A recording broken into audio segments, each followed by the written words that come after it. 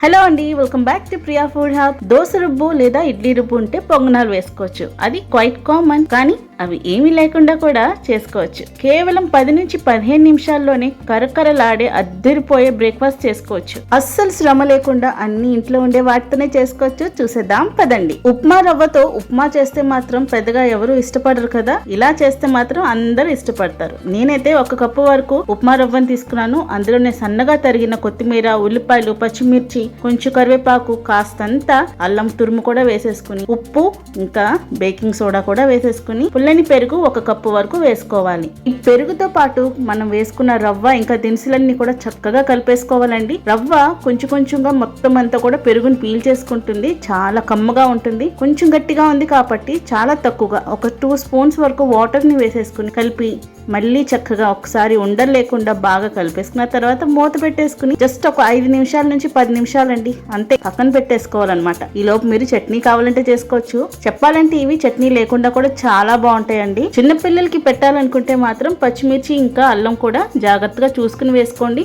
అవి వేసుకోకపోయినా పర్వాలేదు పిల్లలు. చూడండి, రవ్వ అంతా కూడా నాని చక్కగా ఉంది, భలే ఉంది కదా. ఒకవేళ గట్టిగా ఉంటే కొంచెం పెరుగు లేదా వాటర్ వేసుకుని కలుపుకోవచ్చు. ఆ తర్వాత నేను ఇప్పుడు ప్యాన్ ని హీట్ చేసేసుకుని కొంచెం కొంచెంగా ఆయిల్ వేసేసుకుంటున్నాను. ఆయిల్ బదులు మీరు నెయ్యి కూడా వాడుకోవచ్చు లేదా బటర్ అయినా వాడుకోవచ్చు. కొంచెం 1/2 స్పూన్ వరకు పిండిని నేను వేసుకుంటున్నాను. చూడండి, వేసేసుకుని చక్కగా లో ఫ్లేమ్ లోనే మొత్తం ప్రాసెస్ అంతా చేసుకోవాలండి. అప్పుడే కరకరలాడుతూ బాగా వస్తాయి. మంట మీడియం కున్నా హై కున్నా కూడా మాడిపోతుంది, మధ్యలో అసలు వేగదు, క్రిస్పీగా అయితే అస్సలు ఉండవు. ఈ బ్రేక్ఫాస్ట్ నేను నా మట్టుకే చేసుకుంటున్నానండి. చాలా తక్కువ కలుపుకున్నాను బ్యాటర్.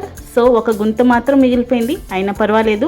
మూత పెట్టేసుకుని లో ఫ్లేమ్ లో చక్కగా కాలనిచ్చాను. చూడండి ఎంత ఈజీగా మనకి టర్న్ చేసుకోవడానికి అవుతుందో, అసలు అతుక్కోకూడాను. మీరు కావాలనుకుంటే పైన ఆయిల్ వేసుకుని తిప్పుకోవచ్చు. నాకైతే అక్కర్లేదు అనిపించింది, క్రిస్పీగానే కాలుతున్నాయి కాబట్టి. రెండో వైపు కూడా క్రిస్పీగా అయ్యే వరకు మనం ఫ్రై చేసేసుకోవాలి. ఇంకా అంతేనండి, మన బ్రేక్ఫాస్ట్ రెడీ అయిపోయినట్టు. చూసారా ఎంత మంచి కలర్ వచ్చిందో, టెక్స్చర్ కూడా చాలా బాగుంది. ఇంకా వేడి వేడిగా మీ బ్రేక్ఫాస్ట్ ని లేదా స్నాక్స్ ని ఎంజాయ్ చేయటమే. ఇంట్లో ఏ చట్నీ ఉన్నా పర్వాలేదు, ఆవకాయ లేదా టమాటో పచ్చడి ఉన్నా కూడా చాలా బాగుంటుంది వాటితో తింటే. మరి మీకు ఈ వీడియో యూస్ఫుల్ గా అనిపిస్తే తప్పకుండా లైక్ చేసి షేర్ చేసి నా ఛానల్ ని సబ్స్క్రైబ్ చేసుకోండి. Thanks for watching.